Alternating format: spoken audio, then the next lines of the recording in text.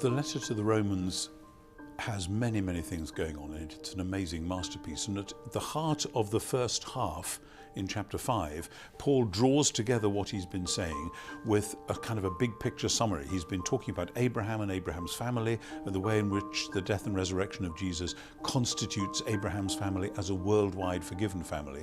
And that enables him to stand back from that and say, now look, as in Adam, so in the Messiah. Paul contrasts Christ and Adam. Scholars call this the Adam-Christ typology. Paul's point seems to be that both figures, Adam and Christ, are significant for the destiny of all creation. And to understand what Paul meant when he was speaking of Adam in Romans 5 and 1 Corinthians 15, we have to read the Adam tradition in light of the story of Israel, the significance Adam played in the story of Israel, the way Adam was interpreted by contemporary Jews in the time of Paul.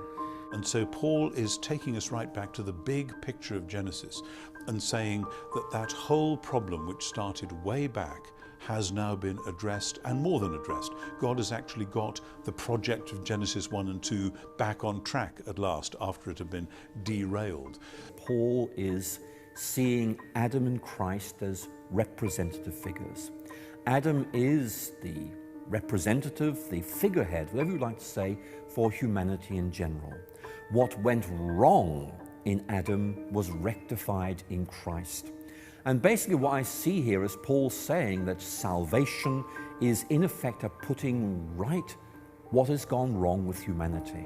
That is the inner logic of Romans chapter 3. Israel was unfaithful.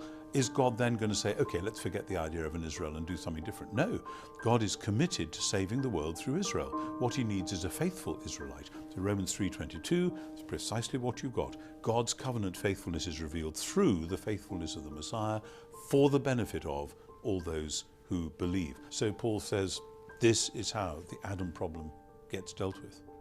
Now the key question, and it won't go away, is whether Paul is seeing Adam as a representative figure. In some way, here is a figurehead of humanity as a whole, or whether Paul is seeing him as a specific historical figure who in some way gave rise to the human race as we now know it. What was Paul's view exactly about how the world was created? What was his scientific point of view?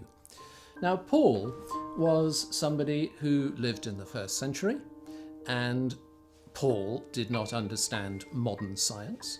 When he thought about creation, he wasn't thinking in terms of modern science. It wasn't the question he was asking. I suspect that Paul would have shared many of the views of his day. He may well have believed in a flat earth. But his theology does not depend on his science. His theology of Adam has mainly, I think, to do with his understanding of humanity and how it was created, rather than in any way being a scientific statement. I do think we mustn't underestimate the sophistication of people like Paul. He was highly trained. He will have known and did know aspects of Greek philosophy where they discussed questions of creation and so on. He will have understood the Old Testament with a very sharp eye, and I think he will have understood that the stories of creation are, if you like, not scientific descriptions, but are theological affirmations about God's truth and about how God created the world. If we try and understand Paul's Adam talk in terms of later scientific concerns relating to creation and evolution, then we're actually putting the Adam talk into a different story, and we will ultimately end up misunderstanding Paul. So it's actually quite vital, if we want to understand what Paul is saying, to put it firmly in the Jewish story and the Jewish narrative. I think we can say that fundamentally whatever Christ did is about the rectification of the natural state of humanity. And therefore it seems to me just natural that Paul would refer to Jesus as a new Adam. Because here at last is a human being doing what Adam was called to do but didn't. It's Jesus who is the truly human one, and anyone who is in Jesus the Messiah is truly human.